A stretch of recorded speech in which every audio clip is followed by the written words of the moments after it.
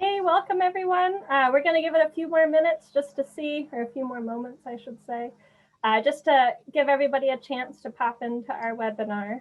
But just for, your knowledge, this is a webinar function, so you're not necessarily able to be seen, or I don't believe that your microphone works. So you are certainly welcome to interact with us either in the chat below, in the Q&A. Definitely take advantage of those features.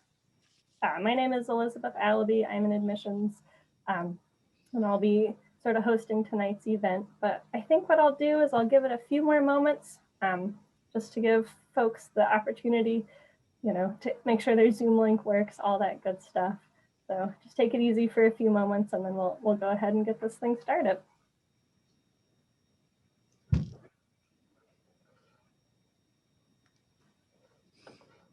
Awesome. It looks like we have a few more joining. Sort of how these events always go right at the beginning, But, so if you're currently joining, my name is Elizabeth Albee. I'm an admissions counselor at Maine Maritime.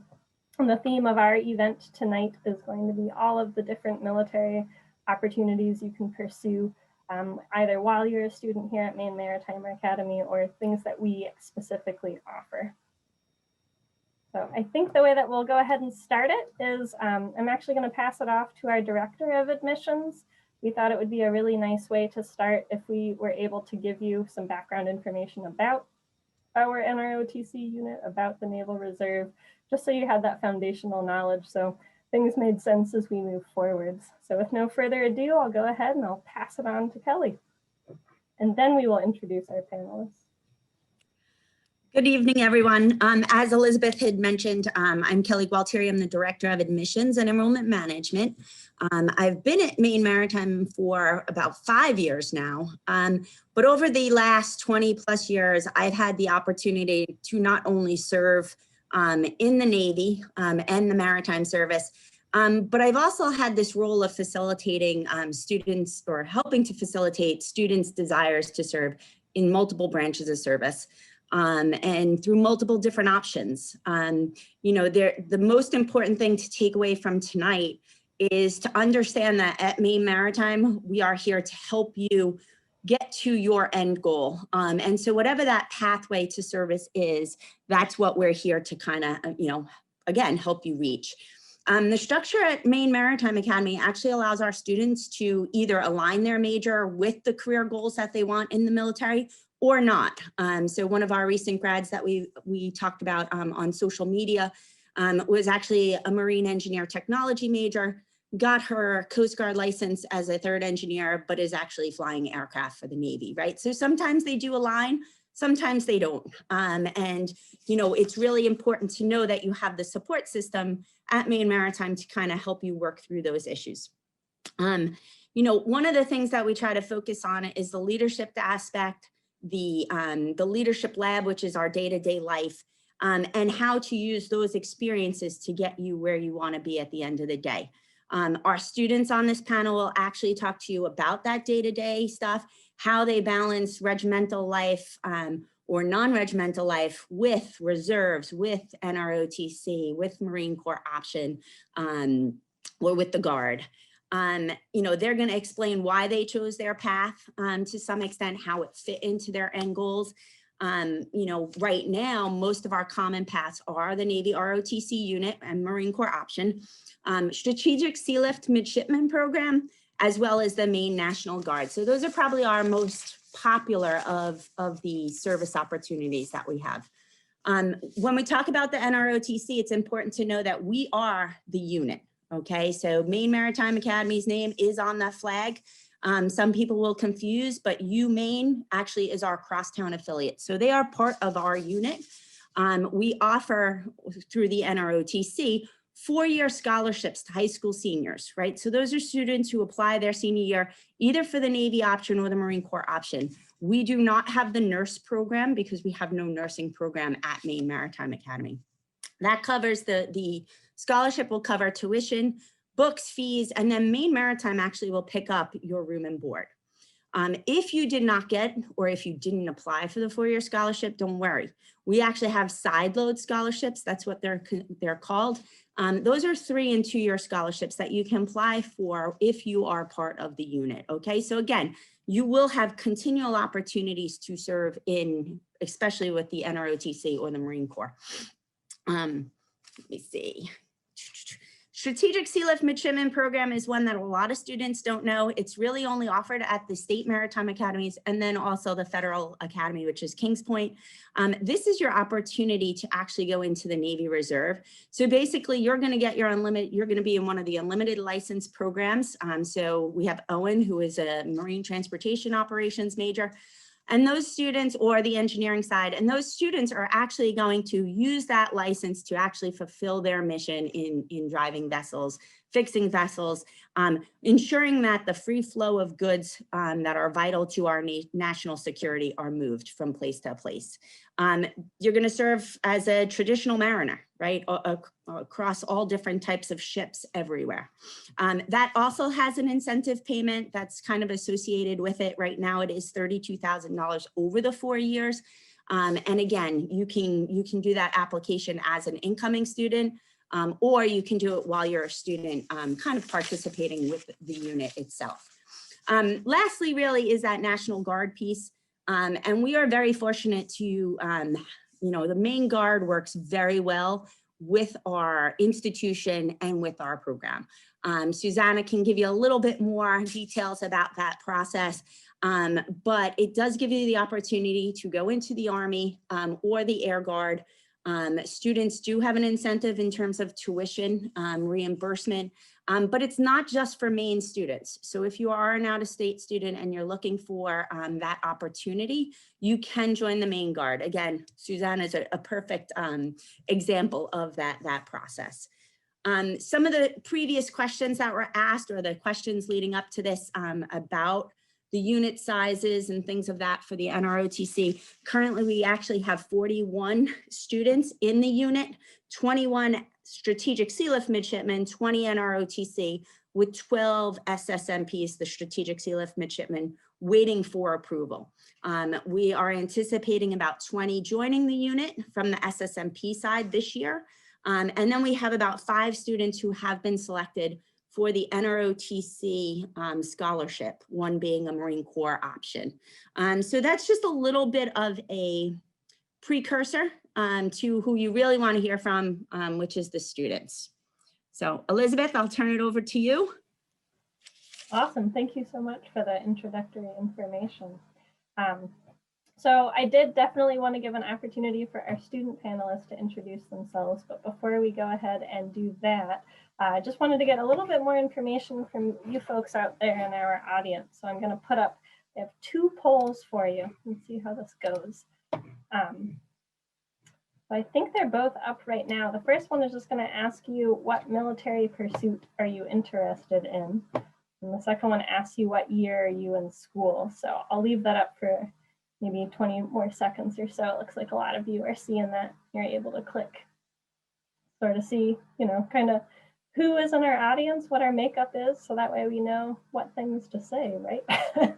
If you're all freshmen in high school, well, maybe we'll talk more about, you know, application processes than something else. So, all right, I'll give it just a few more seconds and then I'm going to end the polling and I'll report out what we've got. So it looks like, I think I can even share the results. Check this out. Looks like the majority of our attendees are certainly interested in pursuing the Navy.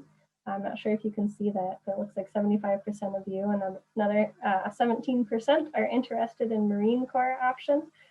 Some folks interested in the Army. We'll speak to the Army Guard tonight for sure. And it looks like the majority of you are seniors, so welcome to all of our seniors. And then the rest appear to be juniors. This is exciting. Cool. So welcome. Again, my name is Elizabeth Albee. I'm the admissions counselor at Maine Maritime. You'll hear from me a little bit throughout, but I'm going to pass it over to our students now. So I think we'll go kind of in the order of my screen.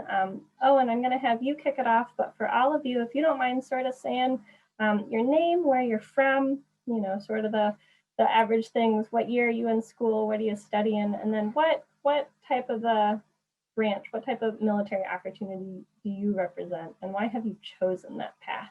It's kind of long. There's a lot of pieces in there, but I think you guys got it. You want to start us off, Owen? Yeah, I can do that. Good evening, all. I'm Owen Mclean. I'm from Albany, New York. I'm a senior here, and I study marine transportations operations. I represent the SSO option here at school, and I kind of fell into it backwards almost to say. I started out as a freshman and sophomore as a marine option, and I sadly didn't pick up the scholarship. And then they said, oh, the SSO is also a great gig. You should look at that. And that's how I ended up there. Would you mind just saying in your own words what the SSO is? The SSO is going to be a Navy reservist who spends most of his time at sea as a merchant marine on U.S. flagged ships, and then will spend his naval component working for the Navy, generally moving Navy war goods or military goods across the oceans. Awesome. Thank you. I'll move on to Darby next. Good evening, everybody. My name is Darby Sonoma. I'm originally from New York. I'm a freshman this year, and I represent the Surface Warfare Active Duty portion of the Nrotc unit. And I ended up here. I'm in a coastal marine environmental science, so the paths don't necessarily cross, like it was mentioned before, but I'm looking for surface warfare and possibly to use my degree in when I rejoin the civilian side of life. Awesome. Thank you. I'm going to move to you next, Susanna. Hello, my name is Susanna DeFrank. I am in the Maine Army National Guard. I am in the enlisted route, so right now I'm a corporal. My my major is marine biology and SVO, or small vessel operations. It's a 5-year program, and right now I'm in my 5th year. And I was pretty much raised in Temecula, California, but my parents are now in San Jose, California. But somehow I managed to get to Maine. The winters didn't scare you off. So. Thank you so much. How about you, Nate? Good evening, everybody. My name is Nate Barton. I'm a marine option, and I'm a marine engineering operations major here at Maine Maritime. I'm also a junior. Originally, I'm from Kailua, Hawaii. So unfortunately, I got you beat, Susanna, from how far you had to come in order to come to Maine Maritime. Couldn't have gone farther, but couldn't have been happier as to where I landed. Just because of the geographic distance, I knew that coming to Maine Maritime, when I found out about it, which just happened to be by chance, I saw what the school was offering.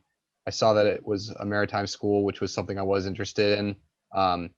And it had an NROTC program, which was another thing that I wasn't sure if I wanted to do coming out of high school, but it was certainly something I wanted to give a shot. And when I initially came to Maine Maritime, I was not on a scholarship, but my freshman year, I worked to earn a 3-year sideload scholarship, which I did pick up and ended up going on an aviation contract, which I'm currently on. And so that was the main reason, or one of the main reasons why I chose going marine options, was because they could guarantee me a flying contract. And I also just really wanted to earn that title. So that's awesome. I like that you come to this maritime school, but you're going to wind up in the sky. It's pretty cool. All right, Tristan, I'm going to send it to you. Let's see if your connection holds. Sure. I switched over to my phone, so let me know if I start to break up. Perfect. So my name is Tristan Walker. I'm a junior from Virginia Beach, Virginia, and I am a oceanography major here at Maine Maritime. I picked up a 4-year national scholarship out of high school, and I have been very fortunate here at MMA to, as Kelly mentioned earlier, the Maritime Academies take care of 4-year national scholarship students. So I've been making money my entire time here. Really excited to get out on a surface ship after I graduate. I'll be going active duty Navy, and I'm hoping to pursue a surface warfare and intel contract after I graduate. That's awesome. I always learn something new about all of you whenever we do these events. So thank you so much. One thing I just wanted to remind to all of our attendees, I see one of you has their hand up.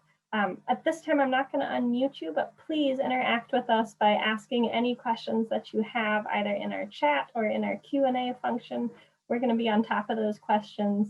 Either the students will be answering them live or, by talking about them, or they're just going to type out their answer. So definitely take advantage of that Q&A and that chat function. And that way our questions can or your questions, I should say, can drive this panel. This is for you after all. So, all right. So I kind of wanted to start with the folks who are in the NROTC because one question came through immediately, and maybe Tristan or Darby, this is a great one for you to start with. If you could walk through that application process that you did to get that 4-year scholarship. Do you mind if I start with you, Darby? Since I know you're a little bit fresher. I actually did not pick up the 4-year scholarship. Shoot. Just college program. There we go. So you're in the 2 or the 3-year program, just like Nate? Yeah. Then in that case, I'll toss it over to Tristan. All right. Thanks. So the 4-year national scholarship is open, I believe, almost your entire senior year in high school. I applied, I believe, in October of my senior year, and it's a rolling application process. So there's boards every so many weeks, and they'll take however many qualified candidates there are, and the spots do go pretty quick. So if you're interested, and if you're still able to apply and you're interested, I would try and seek out if that window is still open. Definitely still go for that. But if you're a junior, I would recommend getting on that early, your senior year in high school.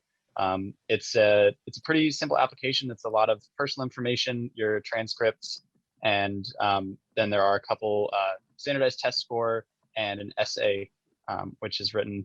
I also believe there are some recommendations involved. It's been a few years since I filled it out, but the big piece for me was the test score. I was lucky enough to score pretty high on my test score, and it helped me secure a spot pretty early in my senior year.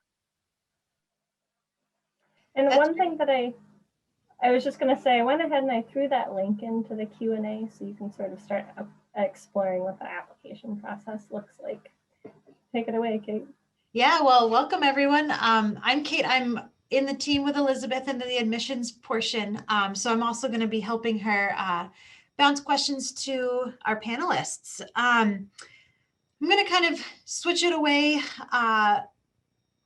from NROTC specific, but what is it like being in the in the regiment and being a part of a military branch? Is that possible? Can you do it? What's your workload like? What is it like to be a part of the regiment as well as everything else? So looks like we got 2 that are definitely in the regiment, Owen and Nate. So why don't you guys start it off? To answer that, I think it's going to depend on everybody. It's a little bit different. I found it wasn't that big of a transition because the regiment really takes up a lot of your time during the day, while Nrotc works around the regiment and the way we schedule things. So it definitely will teach you how to manage your time and how to get your work done. But it gives you a nice foundation and a nice network of people who are willing to help you accomplish your goals, both in the regiment and the Nrotc. It's like joining 2 big fraternities almost, but in the good sense of you have a family, a brotherhood, or whatever you want to call it, of people who are willing to help you and go over to the moon just to make sure you don't mess up and squander here at school. So I'll just say this, that like what Owen just said, when you join something like NROTC, it's the same as joining a sports team, and that it's a way to interact with people outside of classes, and also to be doing something with people that you share a common interest with. In fact, all of my really good friends who I've made at this school, and there are a lot of them, most of them have been through the NROTC program. Currently, right on the same panel with us right now is Tristan Walker. I've been living with him for 2 years, and we met through ROTC, and it's been a great time. I get to know him. So it's just a great way to get to know people. Well, thank you both. I can actually, I can chime in on that as well. Yeah, I'm a voluntary member of the regiment, so my major does not require it.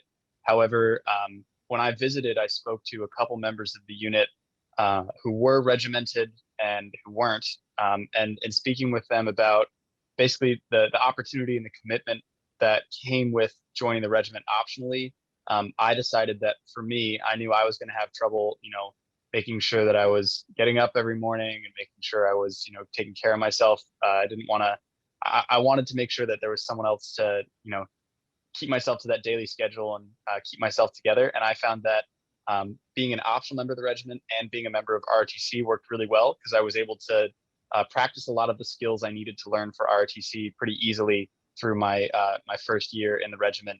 And now that I'm an upperclassman, it's just really easy to get leadership experience and opportunities. So I would recommend that if that sounds like something you're interested in.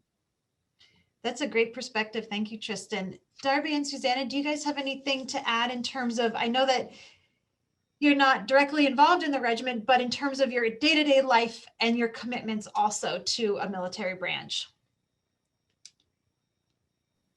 I will just say that I'm not in the reg, but I am on a sports team. So the daily commitment between like ROTC and sports can be like a little overwhelming at times, but that doesn't mean that it's not doable. It's just a lot of time management. Like I think Barton said, like it's a way to get your work done. Like you have to organize and be ready and be planned. But that's everything. Like you pick it up really quick because you kind of have to. So if you're not in reg, don't let it scare you away because it's not it's not more difficult to learn how to do. That's a great perspective. Thank you, Darby. For me, I did soccer for 4 years here. My first 4 years, I was playing soccer, and also I was doing the National Guard, and also I was doing marine biology and SBO. So it was a lot to handle. I just knew that I was always talk to my professors, always try to tell them like, hey, I have always like schedule if something was going to come up or if I couldn't go to a certain class because I had a commitment either for the National Guard or for a soccer commitment. It's just a constant communication and just even though some late nights, but I got through it. I mean, sometimes you learn that the hard way that maybe you didn't plan it out well the first time, then you plan it out better the next time. I think that's great advice. The time management, we had touched on that quite a bit the last week's panel discussion. So that's a fantastic point to make. Elizabeth, do you want to take it over here with the next question? Yeah, absolutely. I actually saw one come through that Owen had typed an answer, but I just wanted to throw it out to the group. What are the daily differences as a student at MMA between being in the NROTC unit versus being in the Navy Reserve unit? I don't know if there are necessarily such large differences, but if you want to shed some light on that. Or maybe to phrase it differently, what do you have to do every week? Sort of what are the requirements to be part of either the NROTC or the Naval Reserve program? I can jump on that a little bit. So the biggest commitment that we have as ROTC midshipmen is that we have to get a naval science minor to graduate with a commission in the Navy. So same goes for Marine Corps students as well. We have, I believe it's 8 classes that we have to take before we graduate that are taught by the active duty staff at the ROTC unit. And that's things like leadership, basic naval history, that sort of thing, so that when we do commission, we have all the basic knowledge that we need. The Ssmp midshipmen have a little bit of a different workload. They only have to take 4 credits, and they come together because every week we'll PT as a whole unit. We'll have our ROTC lab, which is our leadership lab once a week. We'll meet with the entire unit for training and some guest speakers and things like that. So most things we do together, but there are a few specific things, like if we have a guest speaker who's a captain in the Navy, then the ROTC midshipman will go attend that. But if there's a guest speaker from the Merchant Marines, then the Ssmp midshipman would go attend that. So it's mostly one cohesive unit, except when there's certain opportunities that are unique. Did anybody want to add to that? Kind of throw it out to the group at large. I'll just say that with the main difference between like why there's that difference is in the like the majors that you can have. So with any like with a 4-year scholarship, if you're going active duty Navy, it doesn't matter what your degree is at the Maine Maritime. You can apply for and a scholarship with any degree that the academy offers. But with the reserve program, that is only for licensed majors, because those you need to have either like MTO, MEO, MET, or the systems majors, which are going to give you that license, so that way you can go out and work on a vessel in the merchant marine. That's a really great point. Just to sort of highlight the 4 majors that are also earning you that unlimited tonnage license from the U.S. Coast Guard, the Marine Engineering, there are 3, and Marine Transportation, like Owen. You are going to be in that regiment. You're also getting that Coast Guard piece. But for those 4 majors, it's opened up to you to be in that Naval Reserve program. For everybody else, that's why you sort of see Tristan in ocean science and marine science, and Darby in coastal marine environmental science. It's sort of, you're not quite as, I don't want to say limited, but you don't need to be on that license track. I wanted to ask a question for the panelists here. We had talked about the financial benefits of joining a military branch. What are the other benefits? This was a question that was posed by a registrant as they were registering, and I wanted to make sure that we touched on it. What are some of the benefits, or why did you choose to go this route if there was other benefits beyond the financial incentives? Does anybody want to start? So to start, there's actually, that's the military in general, is whether you go reserve or active duty, there's a ton of benefits that the military has to offer. Those being health insurance is covered. It's a good base salary. When you're an officer, if you do end up going active duty, wherever you live, you're going to be allotted a BAH, which that depends. It varies based off of where you are stationed. But it ranges from anywhere. It's also dependent on your rank and whether or not you're a dependent. And if you have a family, obviously it's going to go up because you're going to need more people to live or more people to support in your family. There's shopping on commissaries, which, and then being able to go to the PX, buying gas, which is significantly cheaper. Having lived in a place where things are very expensive back in Hawaii, and being able to go onto the Marine Corps base now, which is close to where I live, and being able to buy gas there, I think it's almost like 80 cents cheaper a gallon. So the savings are significant. You do work for them, but it is there for the incentives to join. There are certainly those financially. I don't know if I know I'm missing some. So if anybody else wants to chime in.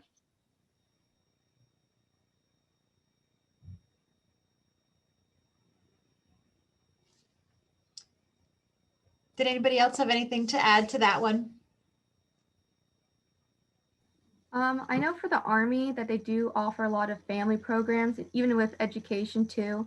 There's a lot of information online that you can have access to, especially if you are in a relationship and you have kids. They do provide you, and they provide programs for those kids, like military families, to go to these and have fun. I would also add one of the benefits of having a full career in the Navy. After you serve 20 years in the military, you can qualify for a retirement program. And so that's something else that I was looking at. Is I'm excited for the Navy to be my first career, but I know it won't be my last career. And I'm looking forward to being able to, do a job that I might enjoy more, but might not be able to financially support me as my second career, because I'll know I'll have whatever benefits I'll gain from retirement if I serve out my 20 years. There's also a lot of, for me, one of the biggest reasons is I'm a military child. My father was in the Navy, so a little bit of pride in that. And also I would add it's always great to serve your country. Well, thank you guys.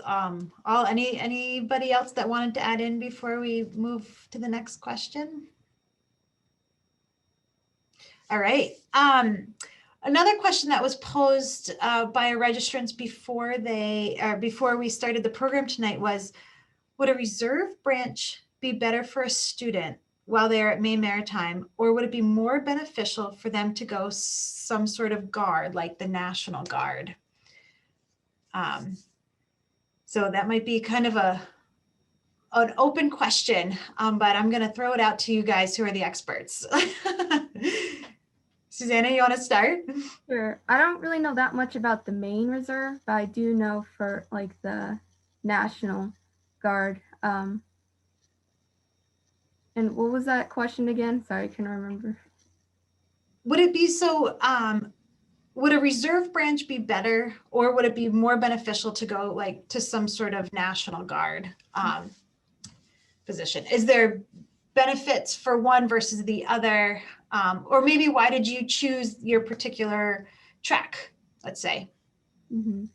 So for the National Guard, the commitment wasn't as bad. I don't really know the reserve commitment, but I know for the Maine National Guard, it's you have a weekend drill a month, and then 2 weeks in the summer where you do more extensive training. And I contracted to do it only for 6 years of doing that. So 6 years of doing a drill, a weekend, and 2 weeks in the summer, which isn't that hard. I mean, especially when you're going to school, it's like you just have to donate a weekend. But you do get to do some pretty interesting stuff when you are doing drills and doing your 2-week training. And then after I do those 6 years, then I have these 2 years inactive where I don't have to go to those weekend drills or the 2 weeks training. But if the unit were to get deployed, I would have to be deployed with them. Great. Well, thank you for that. Does anybody else have anything to add to that question in terms of reserves versus National Guard, or even if you guys wanted to jump in and why did you choose the track that you did? That would be beneficial, I think, to this. I can jump in on why I chose my track. My family is a long line of military, so it was kind of a little bit of a driver for me to find a place that fit right for me. As far as like active duty versus reserve duty, there's not, from what I can tell so far, much of a difference in like the unit. I mean, we, like Walker said, we all go to the same unit PT, we attend the same labs, unless there's something specifically designated that like one or the other has to go to. I don't know what it was like pre-COVID times, but I heard there were more in-person trainings like drill, just trainings off campus too. So if that helps a little bit, you know. Yeah, well, thank you. No, we'll get through this COVID stuff. And there is a light at the end of the tunnel. Nate or Owen or Tristan, do you guys have anything you wanted to add? You don't have to, but I don't want to cut you off if you do. No, I'll gladly speak as to why. So for me personally, going to the Marines was something that I was on the fence about. I grew up around a Marine Corps base. None of my family was ever in the Marines. I did have some family history, like my grandfather was a captain in the Navy, and so that influenced my mom a lot. She used to talk about him a lot. And just being around Marines a lot and just kind of seeing the way that they carried themselves, it made me want that. And I always remember sort of attitude was like, what can you do for us? And I don't know if it's a little bit of a rebellious side of me, but like kind of like having to prove something, I guess. And so I one of my former MOIs, my Marine officer instructor, said it's, you know, when I was applying for the scholarship, it's not something that you just want. It's a calling. It's not just a job. It's a calling for you. So that's where it was for me. And hopefully there's somebody else out in this panel who wants it too. That's a fantastic answer. Owen, did you want to hop on as well? Yeah, the way I kind of not fell, but found my way into the SSO program as a definitely, I tried to get a side load with the Marines and it didn't happen. And they opened my eyes to being a Navy reservist. And I didn't understand when I initially applied what the SSO job option was, but it allows me to serve my country as a reservist and also go to sea as a merchant marine, which I found out after my freshman year that I truly enjoy, and I think it's an awesome, amazing experience. So it allowed me to fill the two little callings I always wanted to serve. I come from a nice line of military officers and stuff, officers and experience. So it allows me to serve but maintain a civilian job. That's great. Thank you for that. I just wanted to shout out to folks who have recently joined us. Feel free to interact with our panelists by either asking your questions in our Q&A in our live chat. We want to make sure that we get your questions answered. So don't forget that that feature is available to you. Sometimes if you're new to the webinar world, it can be a little bit confusing when you're used to the other Zoom world. So one thing that I wanted to ask before I dive into the COVID question is out of all the colleges, why did you choose Maine Maritime Academy? So we're a small college, we're kind of in rural Maine, there's about 1,000 students. Why here? And I think all of you, if I have this correct, are from out of state, which was not by design. It's just how it happened. So if you're in our audience and you're from Maine, you are certainly welcome here too. Don't you worry. But why did you guys choose this place? Well, I guess I should call on somebody. Darby, you were quick to the draw. Go for it. So honestly, I didn't really know MMA existed till a little later in my senior year than I would like to have applied for colleges, but I was actually approached by the lacrosse coach here, Steve Peed. He was looking for girls to play on the lacrosse team, and he said, I know you're looking for an Nrotc unit. He's like, we have one, so why don't you come check it out? And I was like, I don't know, Maine seems a little like colder than New York. But we made the trip up here, and I personally, the small town atmosphere is what I like about it. There's small class sizes, and you get more one-on-one with a teacher, and it just makes it easier to like focus on your academics. Whereas in a larger school, it's easier to just be a number in a seat, where people don't necessarily take the time out of their day to like jump on a Zoom call or meet you down at the waterfront to go over like extra labs or something like that.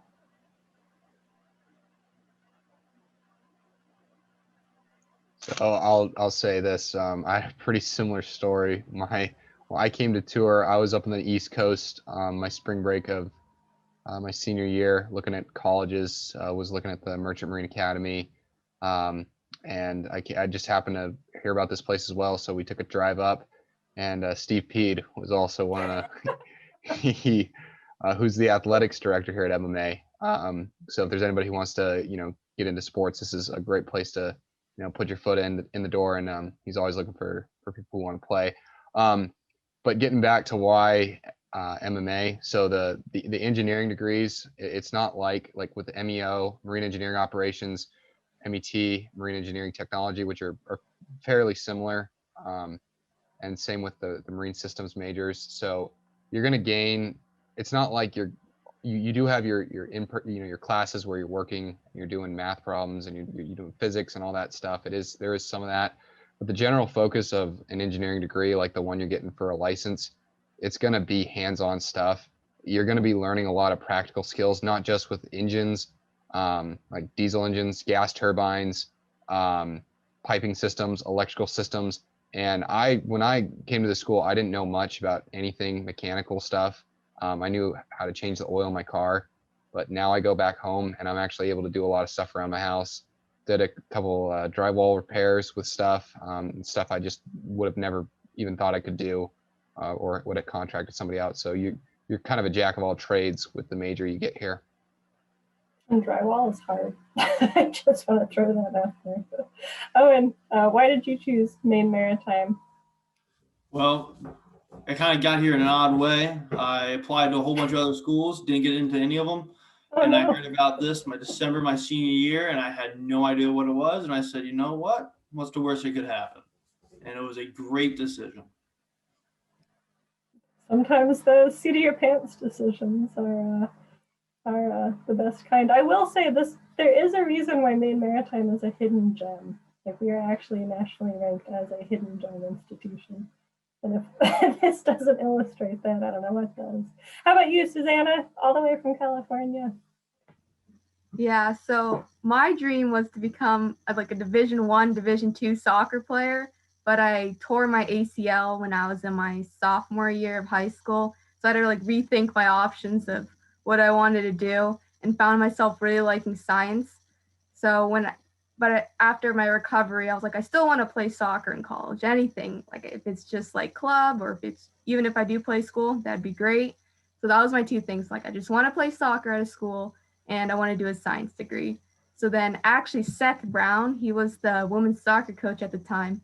They have like all these recruiting sites that he contacted me through, and he's like, hey, how about you visit Maine Maritime Academy? So I visited in November, and it snowed, but I still liked it.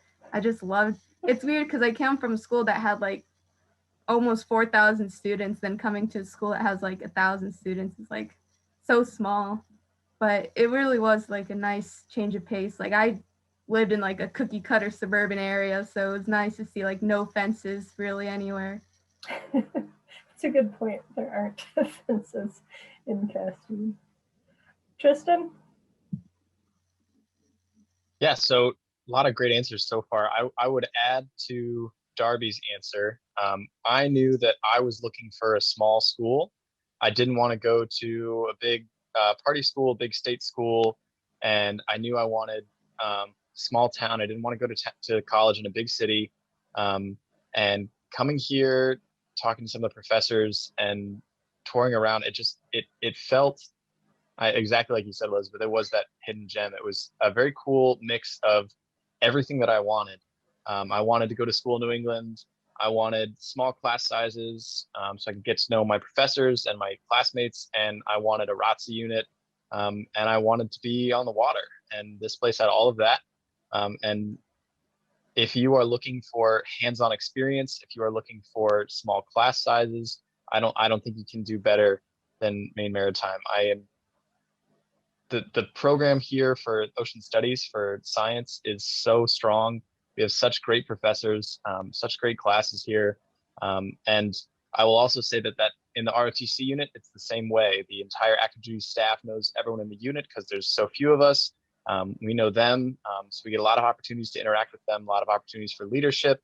And it is easy to really feel a part of this community because you're like Susanna said, it is a small school, but you're still working hard together, getting your hands dirty and learning a lot. So Yeah, those are all fantastic answers. So I set the stage for the tough one. So how has COVID, man, impacted your experience here at Maine Maritime? One thing I will say, we are here, we are in person. This is our students here on campus, but it's definitely different than it was a year ago. So if anybody wants to, sort of say their experiences.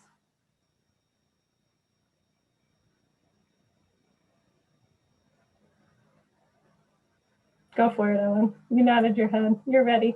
And I guess I'll jump on. I didn't want to step on anyone's toes. COVID's definitely made things a little bit more difficult, but it's not been insurmountable by any means. I mean, I still have a whole bunch of in-person classes. I'm still able to do all my labs. The only thing that it really affected was it's pushed my junior cruise. So now my junior cruise will actually be my senior year, which will be it takes place this April. So that makes it a little bit interesting. But in all things considered, it didn't really affect us that much. Didn't really push us off track. I'm still going to graduate on time. So it was just a minor bump in the road, to say the least. I was waiting for you to make like a ship pun, like some big waves in the sea. Puns are my thing. Thought for sure that's where that was going. That's a great answer. Anybody else want to contribute? Nate? Yeah, so, COVID, it's the same everywhere. I feel like, it's definitely restricted us. It's made it harder to cruise. That's the biggest thing for licensed majors right now. We're trying to get out there. We're doing our best. Hopefully these next couple weeks, or with our in-person classes, we can get out there. And the biggest thing is it comes down to the students holding each other accountable and making sure we're doing everything we can to to stay, because the thing about the school, what makes it so great, is one of the weaknesses with COVID is that we need to be in person. We've got labs where you can't do welding online. Just doesn't work that way. So, there's a lot of classes like that at our school. It's what makes it great. But, obviously, like I said, it's COVID. Got to just keep each other accountable. So that's the biggest thing coming here. But I think there is light at the end of the tunnel. Hopefully by the time you are all coming through here, at least at some point, COVID should be all wrapped up and, in a rearview mirror. Thank you. I know for Darby, you don't know college necessarily any different, but how does it feel being a freshman in COVID? It's definitely not the experience I thought I was going to have my freshman year. I think everybody can agree, the shutdowns just went really fast. So my senior year, I was like, it'll be over by college, no big deal. Everybody's saying 2 weeks. And then I was surprised we came back, but I'm glad that we did, because in-person classes and everything like that that's the whole experience for me. So if I have to wear a mask, I have to wear a mask, but I'm still getting the job done. Thank you. How about for you, Susanna? I would say it's definitely frustrating. I don't think anyone can say it's fun right now. That's honest. That's great. Yeah. I just wish that I actually admit I wish the courses, the year was a little bit longer, but it can't be. And it's a lot of truncating so much information at one time. But I mean, as long as I graduate, I'll be happy. I get my diploma out, I'll be fine. So one thing Susanna was mentioning is we did shorten our semesters. Typically they're 15-week semesters. In the fall, we shortened it, like many colleges, to beat Thanksgiving, to a 12-week semester. And in the spring, we're just trying to make sure all of our students get their summer opportunities, be it aboard a vessel, getting their sea time, getting their internships, their co-ops. So that's what Susanna was referencing. And it's I'm sure it's not a fun a fun semester, but I like that you have your eyes on the prize at the end. How about for you, Tristan? Yeah, the only effect that I would say it had is I had a couple summer opportunities I was hoping to do with the Navy last summer that were all canceled due to COVID, but nothing that'll affect my graduation or commissioning. So I can complain, but it doesn't really do any good. It's going to change a lot of things in the future, and that's the interesting thing, is things like this. We get to talk to incoming students on Zoom and answer a lot of questions before you guys show up so much easier. So I think that there are bright sides to this. I think this is pretty cool that we have an opportunity to reach out to you guys, because I never had any of these opportunities when I was a senior in high school. I had no idea what I was showing up for. So I think you guys are a little lucky in that respect. So you're going to be really well prepared. And yeah, I agree with Darby. I really hope that next fall we're back to normal, or as close to normal as we can be. That's great. Well, as Tristan was saying, it is having opportunities like this is pretty fantastic. And before we go tonight, Elizabeth and I are going to put our emails in the chat so that if you guys had any further questions or wanted to connect with one of our panelists, you can reach out to us and we can connect you with them or continue to foster this conversation and get you the answers that you need. But we only have about 10 minutes left. So I wanted to pose kind of one last, or maybe one or two last questions. If you guys could talk about what your daily life is like being a part of one of these branches. What kind of training do you have to do? What additional duties on top of everything else? Is it early mornings? Is it late nights? Where do you fit all that in? So I'm going to go on my screen and make sure to hit all of you guys. So Owen, you're up first.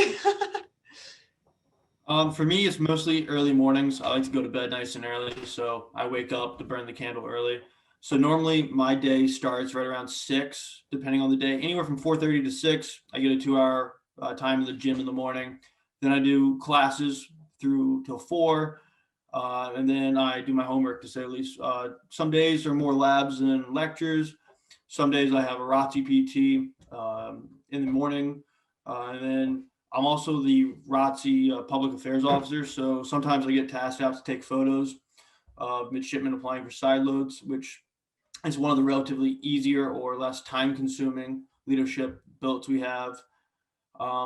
Yeah, but most of my day is generally taken up by classwork with the odd regimental detail and the odd Nrotc detail, to say the least.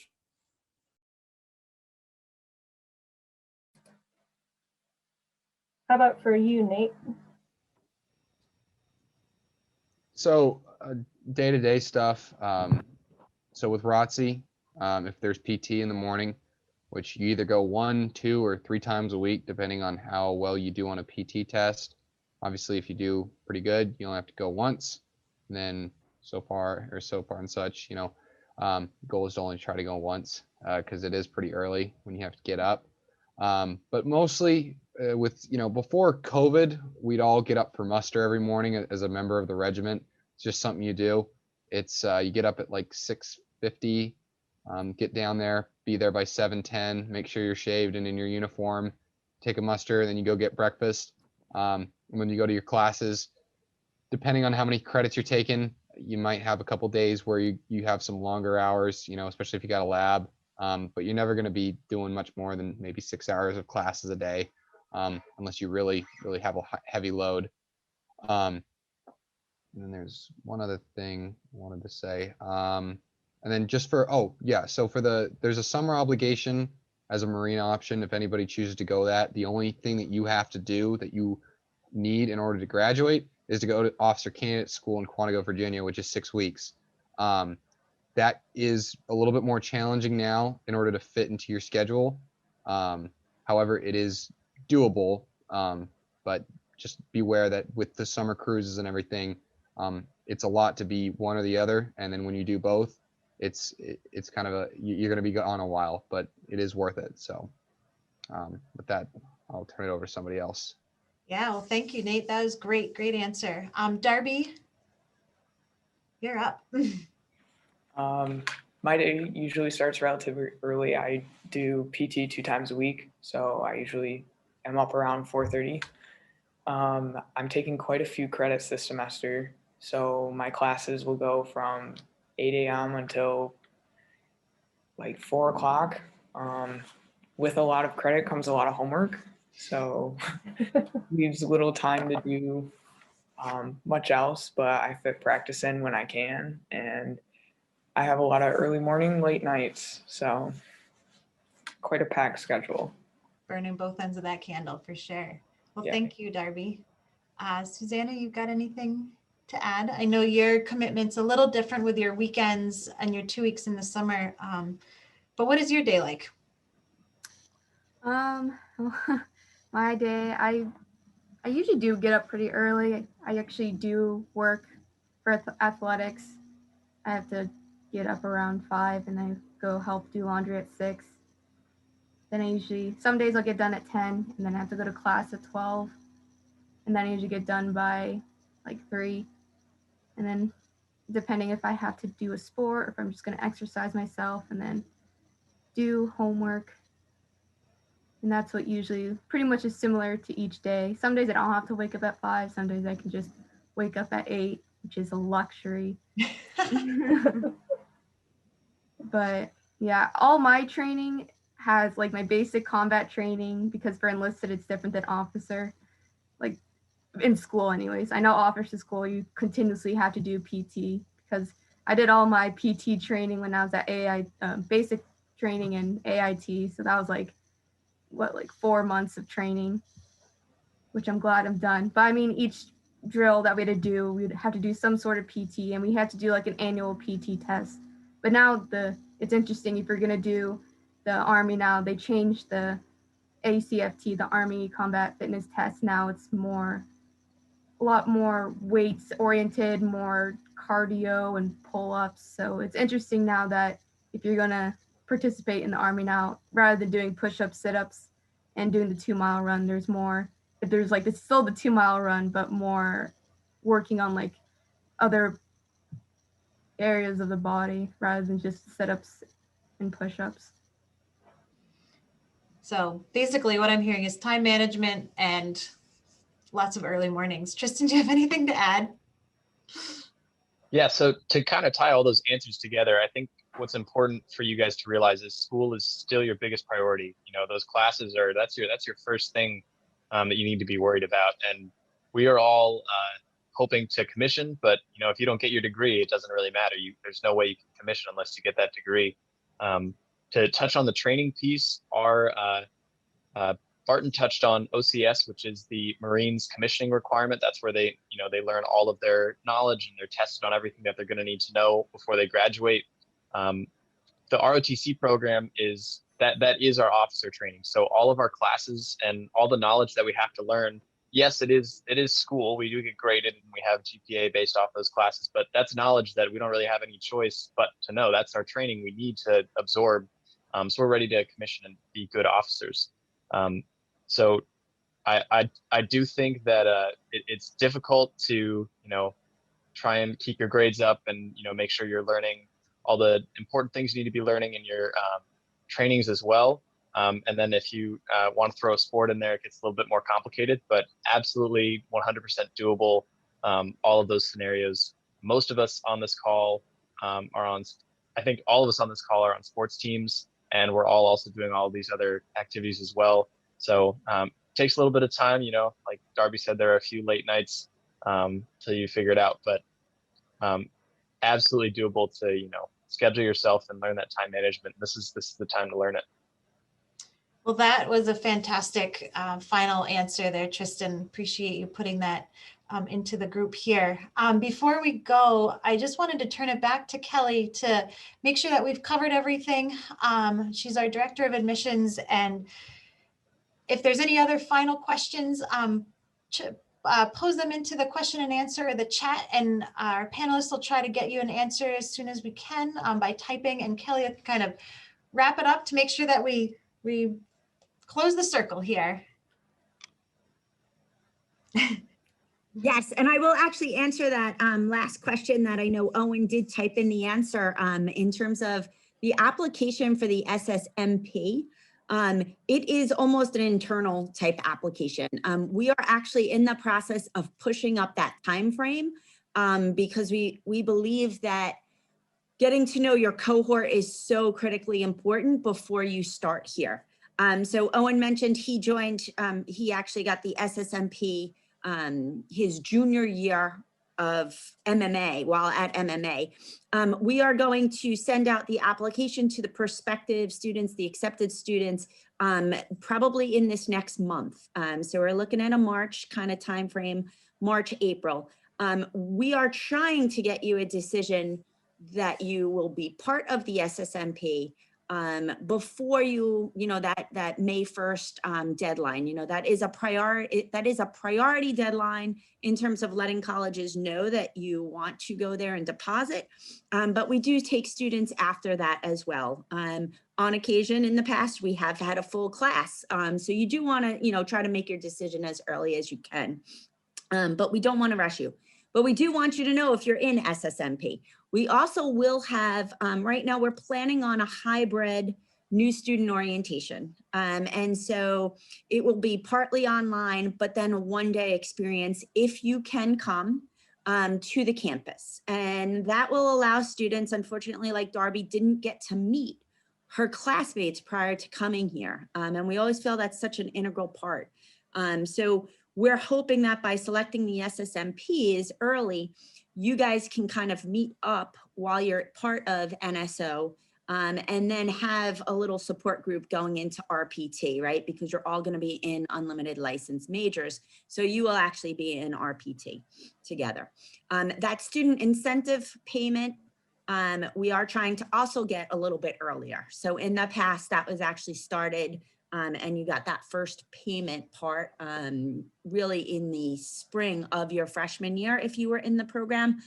We're trying to get that to you in the fall. So we're really working on getting it, making some changes. We're using COVID as that open door to change the program to benefit our students, right? And that's kind of what we're here for. So just be aware, look out for any, information. We're going to send out emails. We actually have a new link under applicant information that talks about service opportunities.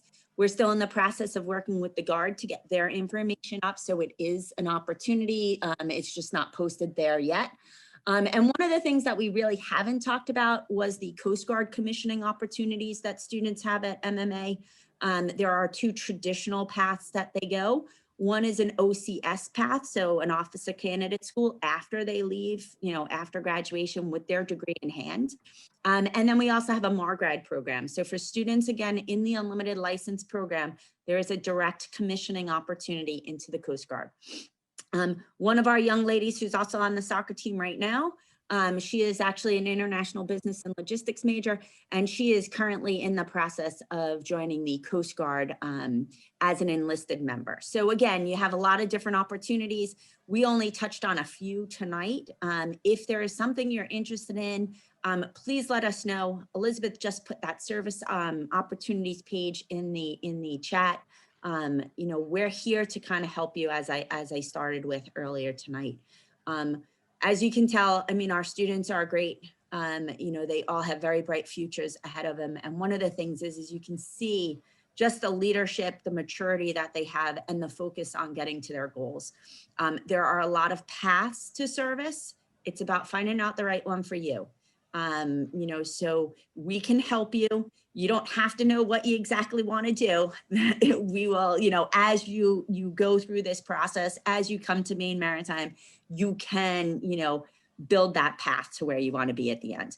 And as Tristan mentioned, you can do a 20-year career in the military and then still have another 20-year career. And then you might even have another 20-year career, right? So I do talk to kids about, not looking at just that first career. I still don't know what I want to do when I grow up. But hey, my opportunity to serve is long past. I am past that age gap. So, but I think, thank you panelists. Thank you everyone for attending tonight. Elizabeth, Kate, do you have anything else? Well, I think we got to get these guys to their homework.